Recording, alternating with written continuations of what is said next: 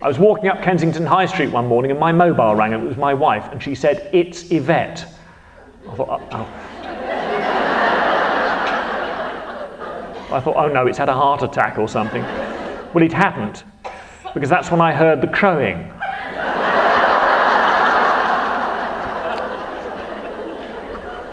We had a chicken called Elvis. Elvis was female but rather butch. Laid eggs but could half crow in moments of stress. And Elvis, when she was a bit worried about things, could do the cock-R bit, but couldn't do the doodle-do at the end.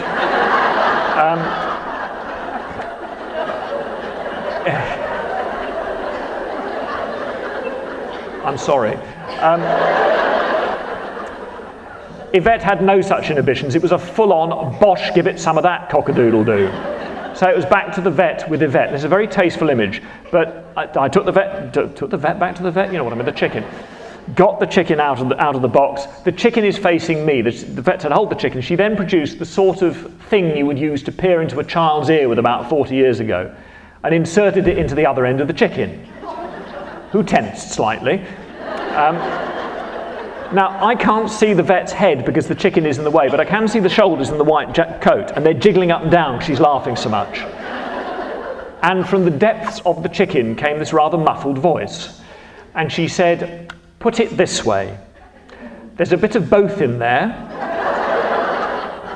It's probably always going to be a virgin, and don't expect any eggs." So we'd gone through all the physiotherapy, all the vet's bills, all the hassle to produce a camp goose-stepping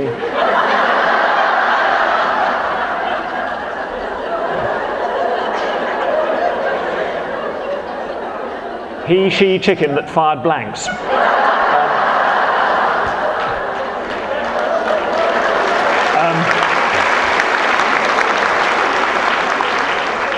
Now, nature rather abhors a vacuum. We had an all-female flock. Something tells the natural world if you don't have a cockerel, and there can occasionally be a kind of genetic tweak, and she can become he, or it can be ovary damage. Well, whatever happened, that's what happened here.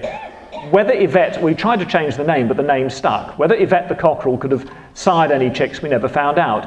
But it took to its new role with enthusiasm, and it wasn't a considerate lover. Its seduction technique was to goose-step them from behind.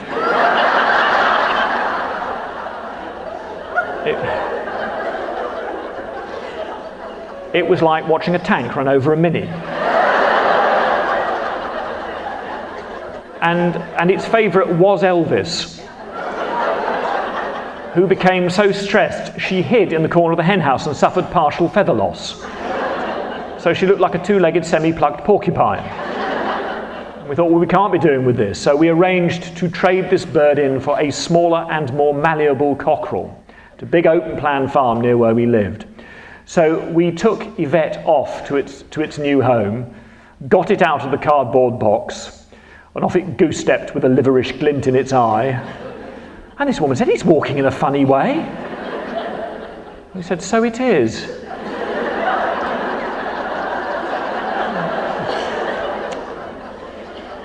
I wish to finish by saying that this lady also kept ducks.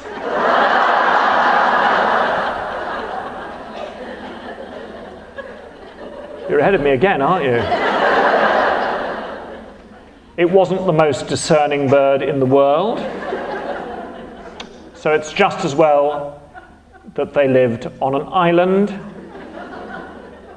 and it couldn't swim. Thank you very much.